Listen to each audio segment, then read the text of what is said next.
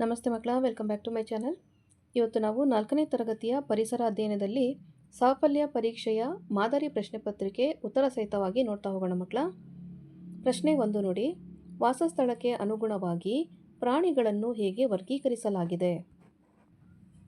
ಉತ್ತರ: ವಾಸಸ್ಥಳಕ್ಕೆ ಅನುಗುಣವಾಗಿ ಪ್ರಾಣಿಗಳನ್ನು ಈ ರೀತಿಯಾಗಿ ವರ್ಗೀಕರಿಸಲಾಗಿದೆ: ಭೂವಾಸಿಗಳು, ಜಲವಾಸಿಗಳು, ಮರುಭೂಮಿ ಪ್ರಾಣಿ ಹಾಗೂ ಹಿಮ ಪ್ರಾಣಿ.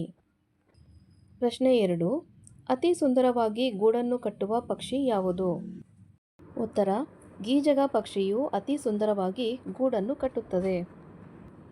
ಪ್ರಶ್ನೆ 3. ನಿರ್ಜೀವಿ ಮತ್ತು ಸಜೀವಿಗಳ ನಡುವೆ ಇರುವ ವ್ಯತ್ಯಾಸಗಳೇನು? ಉತ್ತರ ನೋಡಿ ಮಕ್ಕಳ, ಈ ರೀತಿಯಾಗಿ ನಿರ್ಜೀವಿ ಮತ್ತು ಸಜೀವಿ ಅಂತ 2 ಕಾಲಮ್ ಮಾಡ್ಕೋಬೇಕು. ಮೊದಲನೇದಾಗಿ ನಿರ್ಜೀವಿಗಳು ಬೆಳೆಯುವುದಿಲ್ಲ, ಸಜೀವಿಗಳು ಬೆಳೆಯುತ್ತವೆ. ಎರಡನೇದಾಗಿ ನಿರ್ಜೀವಿಗಳು ಚಲಿಸುವುದಿಲ್ಲ, ಆದರೆ ಸಜೀವಿಗಳು ಚಲಿಸುತ್ತವೆ. ಪ್ರಶ್ನೆ 4. ನೀರಿನಲ್ಲಿ ವಾಸಿಸುವ ಜೀವಿಗಳನ್ನು ಪಟ್ಟಿ ಮಾಡಿ.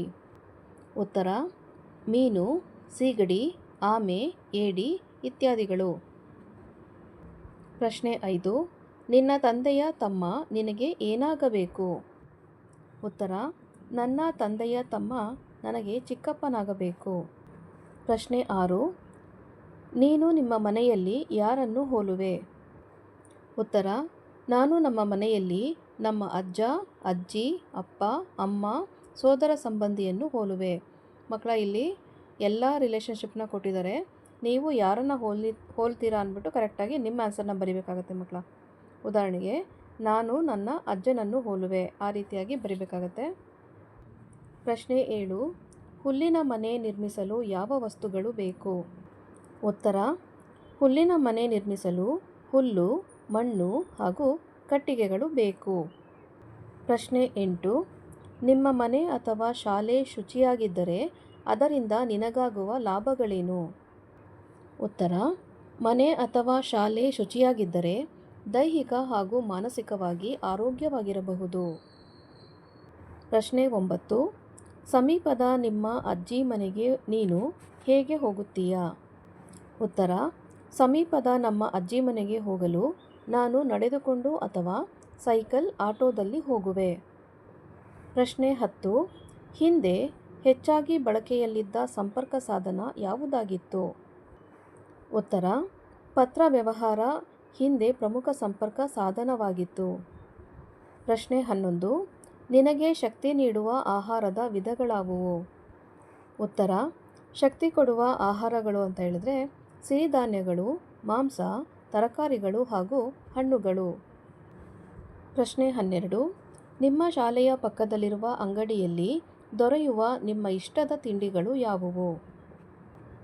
ಉತ್ತರ: ನಮ್ಮ ಇಷ್ಟದ ತಿಂಡಿಗಳು ಕರಿದ ಪದಾರ್ಥಗಳು, ಸಿಹಿ ತಿಂಡಿಗಳು ಹಾಗೂ ಐಸ್ ಕ್ಯಾಂಡಿ ಇತ್ಯಾದಿಗಳು. ಪ್ರಶ್ನೆ 13. ನಿಮ್ಮ ಮನೆಯಲ್ಲಿ ಆಹಾರ ತಯಾರಿಸಲು ಬಳಕೆ ಮಾಡುವ ಪಾತ್ರೆಗಳು ಅಥವಾ ಪರಿಕರಗಳಾವುವು? ಉತ್ತರ: ಆಹಾರ ತಯಾರಿಸಲು ಬಳಕೆ ಮಾಡುವ ಪಾತ್ರೆಗಳು ಅಥವಾ ಪರಿಕರಗಳು ಉಕ್ಕಿನ ಪಾತ್ರೆಗಳು, ಕುಕ್ಕರ್, ಕಡಾಯಿ ಹಾಗೂ ಚಮಚ. ಪ್ರಶ್ನೆ 14. ನಿಮ್ಮ ಮನೆಯಲ್ಲಿರುವ ಹೂವಿನ ಕುಂಡ, ಅಲಂಕಾರಿಕ ಗೊಂಬೆಗಳನ್ನು ಯಾವುದರಿಂದ ತಯಾರಿಸಿರುತ್ತಾರೆ?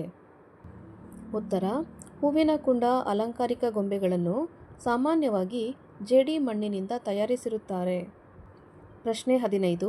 ನಿಮ್ಮ ಮನೆಯಲ್ಲಿ ಆಹಾರ ಧಾನ್ಯಗಳನ್ನು ಹೇಗೆ ಸಂಗ್ರಹಿಸುವೆ? ಉತ್ತರ: ನಮ್ಮ ಮನೆಯಲ್ಲಿ ಆಹಾರ ಧಾನ್ಯಗಳನ್ನು ಡ್ರಮ್, ಬ್ಯಾರೆಲ್, ಹೌಜ್ಗಳಲ್ಲಿ ಇಡುತ್ತಾರೆ. ಪ್ರಶ್ನೆ 16. ಶಿಕ್ಷಕರು ಒಂದು ಸನ್ನೆಯನ್ನು ಮಾಡಿ ತೋರಿಸಿ ಏನೆಂದು ವಿದ್ಯಾರ್ಥಿಗೆ ಕೇಳುವುದು? ನೀರು ಕುಡಿಯುವುದು, ಬಟ್ಟೆ ಒಗೆಯುವುದು, ಊಟ ಮಾಡುವುದು ಇತ್ಯಾದಿ. ಮಕ್ಕಳ, ಇದಷ್ಟೇ ಅಲ್ದಿರ ನಿಮ್ಮ ಶಿಕ್ಷಕರು ಯಾವ ರೀತಿಯಾದಂಥ ಸನ್ನೆಯನ್ನು ಮಾಡಿ ತೋರಿಸ್ತಾರೋ ಅದನ್ನು ನೀವು ಹೇಳಬೇಕಾಗತ್ತೆ. ನೆಕ್ಸ್ಟು ಪ್ರಶ್ನೆ 17 ನೋಡಿ. ಒಳಾಂಗಣ ಆಟ ಎಂದರೇನು? ಉದಾಹರಣೆ ಕೊಡಿ.